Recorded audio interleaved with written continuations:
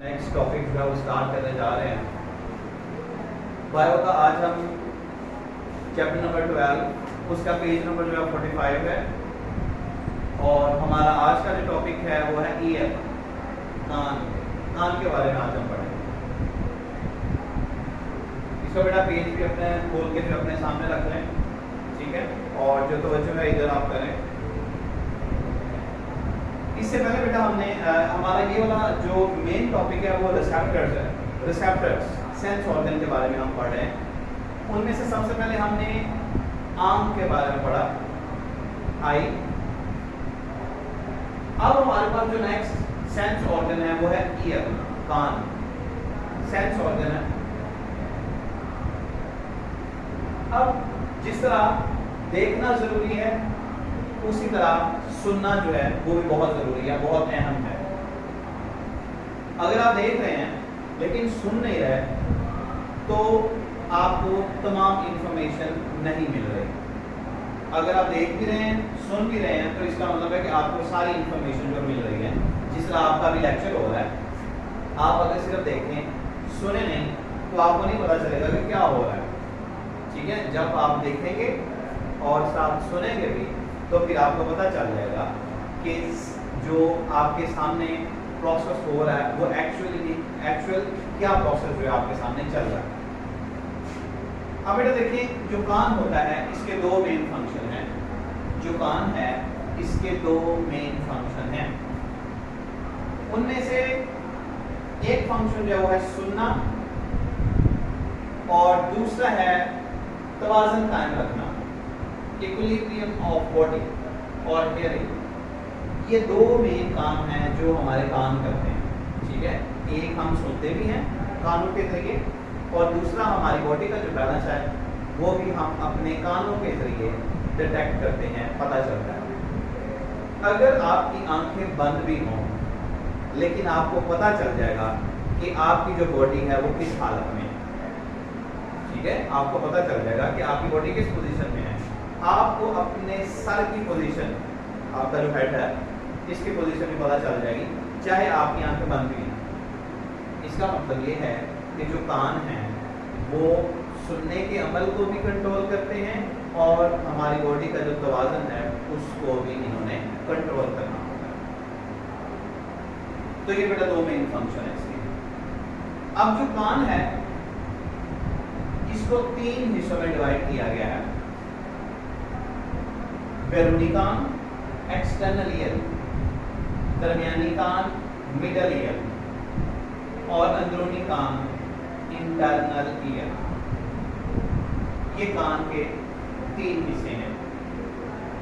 अब इन तीनों हिस्सों को हम वन बाय वन जो है स्टडी करेंगे। अब बेटा सबसे पहले हमारे पास जो है वो एक्सटर्नल ईयर है।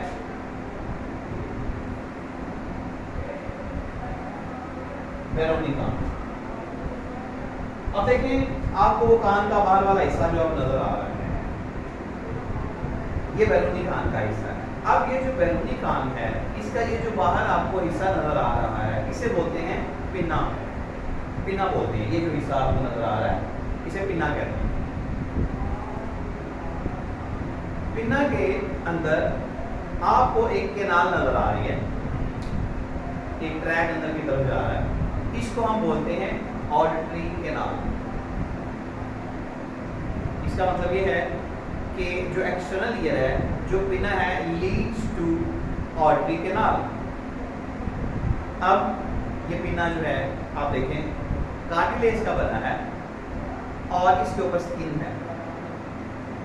आपको पता है कि बॉडी का जो स्ट्रक्चर होता है इसमें मेन दो तरह के टिश्यूज, एक को हम बोलते हैं बोन, एक को हम बोलते हैं कार्टिलेज। ठीक है, कनेक्टिव टिश्यूज हैं, कनेक्शन बनाती हैं, कनेक्ट करती हैं। तो जो एक्सटर्नल ईयर है ये कार्टिलेज का बना होता है। जो कार्टिलेज है वो फ्लेक्सिबल कनेक्टिव टिश्यूज होती हैं और इसके ऊपर जो है वो स्किन है। अब इसका स्ट्रक्चर कुछ इस तरह का बना है कि जब साउंड वेव्स आती हैं इस इधर इकट्ठी होती हैं, ये जो एक्सटर्नल ईयर ये क्या करता है, साउंड वेव्स को डिटेक्ट करता है और उन साउंड वेव्स को ऑडिटरी कैनाल अंदर की तरफ भेज देता है। इस तरह बेटा जो आवाज की लहरें होती हैं वो हमारे ऑडिटरी केनाल की तरफ जो है वो दाखिल हो जाती हैं।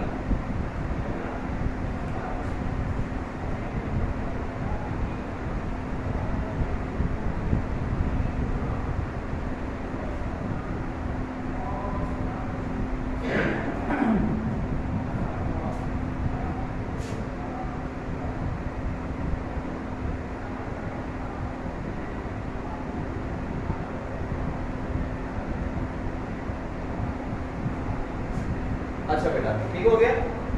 तो इसका मतलब है कि जो हमारे कान होते हैं ये दो मेन काम करते हैं, एक हमें हेयरिंग में हेल्प करते हैं और दूसरा हमारी बॉडी का बैलेंस इनके जरिए होता है।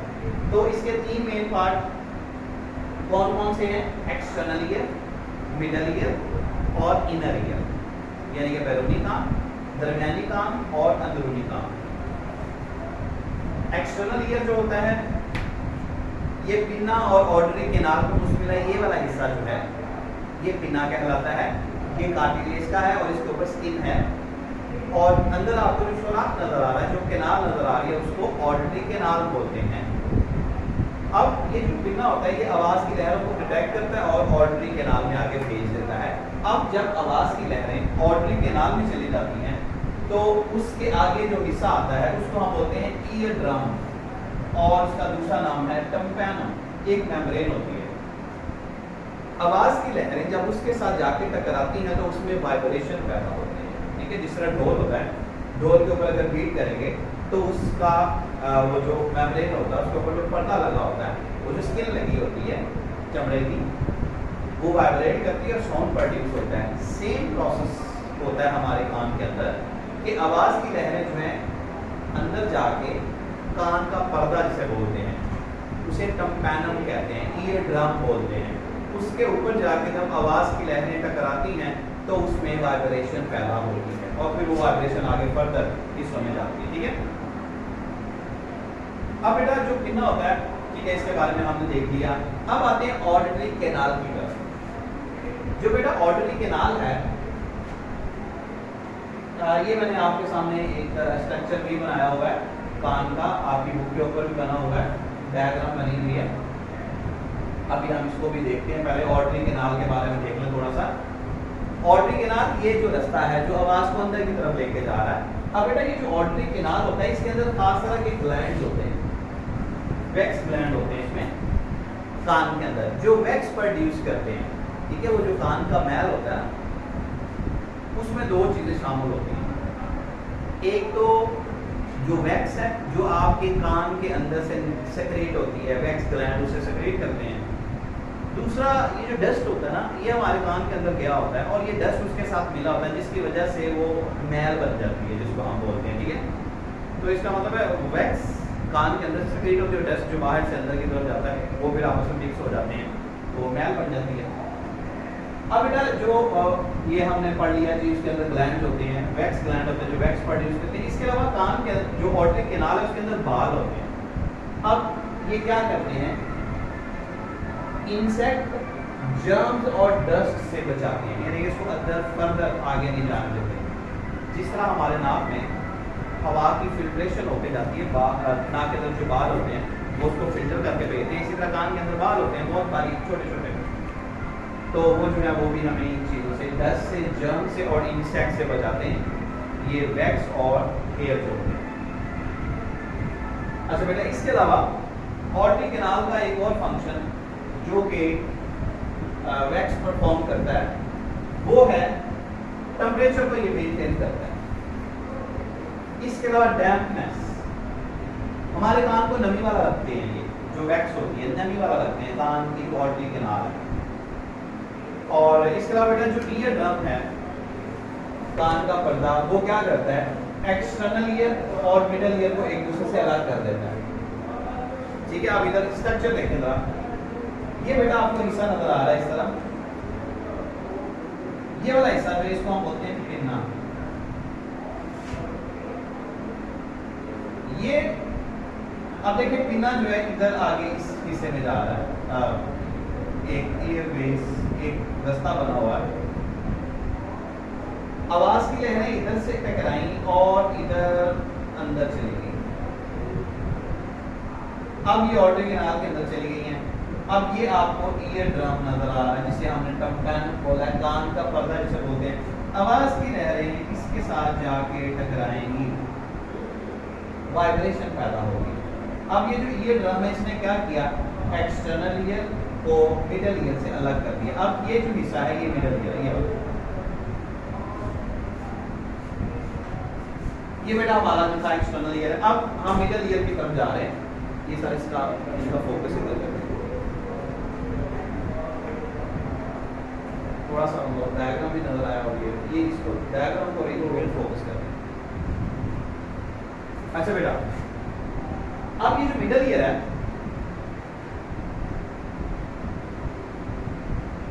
मैलियस, इंकस और स्टेप्स, ये तीन तरह की बोन्स हैं जो एक चेन की सूरत में एक दूसरे के साथ अटैच हैं। और ये जो तीन छोटी हड्डियां हैं इनको मिडल ईयर ऑसिकल्स बोलते हैं। ये जो कान की हड्डियां हैं इनको मिडल ईयर ऑसिकल्स बोलते हैं तीनों। इंसान की बॉडी की सबसे छोटी जो बोन्स है वो ये हैं, ठीक है। इंसान की बॉडी में सबसे छोटी बोन्स ये, इनको हम मिडल ईयर ऑसिकल्स बोलते हैं, ठीक है बेटा। और इनके नाम मैंने बता दिए, मैलियस है, इंकस और स्टेप्स। अब ये जो मैलियस है, ये देखें, ये वाला हिस्सा जो है, ये आपको हिस्सा नजर आ रहा है, ये वाला हिस्सा जो है ये मैलियस है, और उसके आगे ये हिस्सा आपको नजर आ रहा है, ये इंकस है, और ये वाला हिस्सा जो है स्टेप्स है। अब ये जो मैलियस है ये ईयर ड्रम के साथ अटैच होता है, उसके बाद फिर इंकस आती है और फिर स्टेप्स आती है, और ये जो स्टेप्स होती है ये ओवल विंडो के साथ अटैच है। ये वाला हिस्सा जो है ये ओवल विंडो है, ये देखिए ये स्टेप है और ये स्टेप इस ओवल विंडो के साथ अटैच है, ठीक है। ये वाला हिस्सा ओवल विंडो है और यहाँ पे जो स्टेप्स है, स्टेप्स ओवल विंडो के साथ अटैच है। यानी कि जो मैलियस है वो ईयर ड्रम के साथ अटैच है, और जो स्टेप्स है ये ओवल विंडो के साथ अटैच है, और उनके दरमियान में जो है इंकस। इस तरह ये तीनों हड्डियां जो है चेन की सूरत में यहाँ पे मौजूद है। अब बेटा ये जो मिडल ईयर होता है ना, ये हमारी जो नेजल कैविटी है उसके साथ भी कम्युनिकेट करता है। ये हमारी नेजल कैविटी अंदर की तरफ से, अगर आपने कभी ट्रैवल किया है, हिली एरियाज में आप कभी गए हैं, तो आपने अगर ऑब्जर्वेशन की हो कि जब इस तरह बुलंदी की तरफ जा रहे होते हैं, गाड़ी ऊपर की तरफ जा रही होती है, तो कानों को सुनाई देना कम हो जाता है। अब ऐसा क्यों होता है? ऐसा इस वजह से होता है क्योंकि एयर प्रेशर वेरी कर रहा होता है, जिसकी वजह से आपके कानों के दोनों तरफ एयर प्रेशर की वजह से एयर प्रेशर कभी कम हो जाता है, कभी ज़्यादा होता है। आपको पता है जैसे हम बुलंदी की तरफ जाते हैं एयर प्रेशर जो है वो कम होता है। तो अब बेटा होता ये है कि उसकी वजह से कानों को सुनाई देना कम हो जाता है। अब हमारे जो कान हैं, अच्छा अब एक और चीज़, अगर हम नाक को बंद करके थोड़ा सा प्रेशर लगाएं तो वो भी कान जिस तरह महसूस होता है खुल गए हैं। अब वो क्या चीज़ होती है? वो ये होता है कि हमारे जो मिडल ईयर होते हैं वो नेजल कैविटी के साथ एक ट्यूब के जरिए जो कम्युनिकेट कर रहे होते हैं, उसको हम बोलते हैं यूस्टेशियन ट्यूब। जो यूस्टेशियन ट्यूब होती है ये हमारे कानों के दोनों तरफ एयर प्रेशर को रेगुलेट करती है। ठीक हो गया? ये बेटा मिडल ईयर का फंक्शन है। ये हमारे दो हिस्से हो गए। अब हम थर्ड पार्ट की तरफ जा रहे हैं, वो है इनर ईयर, अंदरूनी कान जिसको हम बोलते हैं। अब बेटा ये जो अंदरूनी कान है इसके भी तीन हिस्से हैं। कौन कौन से हैं? वेस्टिब्यूल, सेमी सर्कुलर, केनाल और कॉक्लिया। अब ये कहाँ पे? ये बेटा आपको यहाँ पे इस तरह के तीन हिस्से नजर आ रहे होंगे। आपकी डायग्राम बुक के ऊपर जो बनी हुई है क्लियर बनी हुई है, आप वहाँ से देख भी सकते हैं। ये सेमी सर्कुलर केनाल है। इसके बाद जो है वेस्टिब्यूल है, और उसके बाद जो है वो हमारे पास है कॉक्लिया। ठीक है, ये बेटा इसका कॉक्लिया।